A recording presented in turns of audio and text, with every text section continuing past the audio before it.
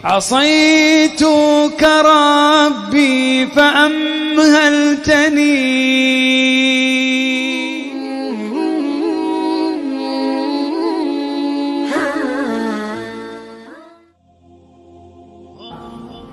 Waktu Nabi SAW balik dari perang Uhud dan terkalahkan oleh orang-orang kafir Quraisy dengan hikmah Allah Subhanahu wa taala, semua sahabat waktu itu mati syahid 70 orang di Uhud, sisa 630 orang bersama Nabi SAW, semuanya terluka, dan minimal luka sahabat waktu itu minimal 7 luka, sabetan pedang, hantaman tombak, sobekan, pokoknya luka semua sahabat. Sampai ada sahabat sudah nggak bisa jalan karena kakinya sobek, punggungnya sobek, dinaikin di kuda, tiba di rumah tinggal dibaringin. Lihat bagaimana para sahabat mengetahui bagaimana hubungannya dengan Allah Subhanahu wa taala dengan ilmu yang sudah tertanam yang Nabi SAW tanamkan dalam hati mereka, bisa mengubah segala sesuatu. Subhanallah, tiba pulang menjelang maghrib ke kota Madinah, istirahatlah para sahabat ini, mereka lagi obatin obat luka mereka. Nabi SAW dapat wahyu menyuruh Nabi SAW dan para sahabat keluar mengejar Quraisy. Quraisy ini jumlahnya waktu itu ya 1.000 orang, maaf 3.000 orang pasukan Quraisy, yang terbunuh cuma sekian belas saja mereka. Dan mereka sudah merasa bangga dan pulang ke kota Madinah, pulang meninggalkan Madinah, karena Uhud itu dekat Madinah. Kemudian mereka bangga dengan itu. Keesokan paginya habis sholat subuh kata Nabi SAW, wahai sahabat-sahabatku, Allah Azza wa Jalla memerintahkan kita untuk mengejar Quraisy.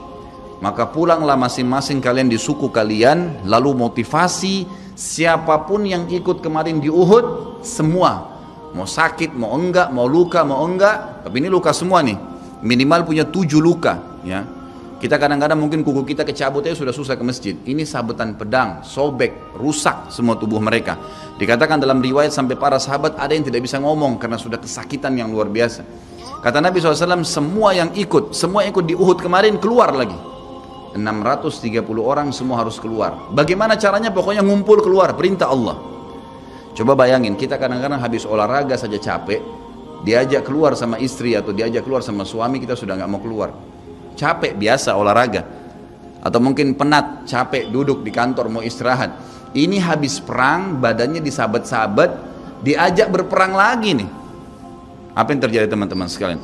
Pulanglah pimpinan-pimpinan suku sahabat ini, dimulai dengan Sa'ad bin Mu'adz radhiyallahu anhu, sahabat Nabi yang mulia. Luar biasa ini.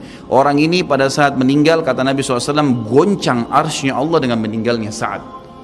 Saat pulang ke kaumnya lalu berkata, wahai kaumku, sesungguhnya Nabi SAW menyuruh kalian untuk kembali menyerang Quraisy. Pada saat itu mereka lagi kumpul saling ngobatin luka, dan di depan mereka yang saling ngobatin luka itu adalah Usaid bin Khudair, sahabat Nabi yang mulia. Ini sahabat Nabi yang satu dari Aus ini, kalau membaca Al-Quran malaikat turun dari langit dengarin bacaannya. Luar biasa.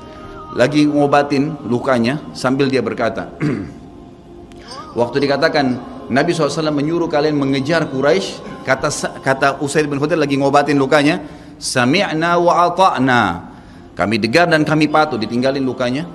Lalu seluruh suku itu saling nopang satu sama yang lain, mendatangi masjid Nabi SAW untuk ikut berperang lagi. Nggak ada satupun yang tinggal. Ada yang luar biasa, saya terus terang nangis waktu dengar kisah itu, luar biasa. 2 orang anak muda Ansar, saya setiap kenang kisah ini selalu nangis, nggak bisa tahan karena luar biasa. Anak 2 orang ini belasan tahun umurnya, dan dua-duanya nggak bisa jalan, Bapak Ibu sekalian, nggak bisa jalan.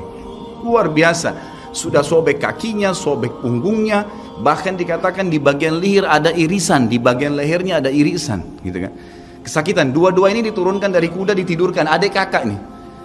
Tapi saya tidak ingat, namanya tidak disebutkan dalam kisah, tapi ini kisah luar biasa. Dan kemarin kebetulan Imam Masjid Haram atau saya lagi umroh nyebutin kisah itu juga. Hampir satu masjid orang menangis mendengarkan kisahnya. Dia mengatakan, waktu sampai ke telinga adik kakak ini umurnya belasan tahun ya, di bawah 20 tahun. Kalau Nabi SAW memanggil seluruh yang hadir di Uhud untuk kembali berperang. Ini mereka nggak bisa jalan nih. Si kakak bilang sama adiknya, kita nggak bisa tinggal di sini nih. Rasulullah SAW sudah memanggil kita untuk menjawab panggilan Allah. Kata adiknya, bagaimana caranya kita merangkak?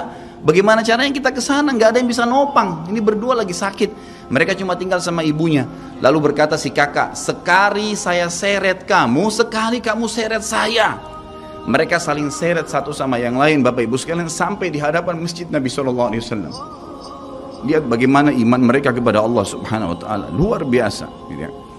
Dan ini tidak bisa kecuali kalau dipaksakan. Kalau tidak dipaksakan nggak bisa. Semoga Allah SWT jadikan kita orang yang selalu memaksakan diri untuk ibadah. Karena kalau tidak, kita nggak paksakan, kita akan mati dalam keadaan konyol dan menyesal karena tingkatan-tingkatan di surga akan hilang.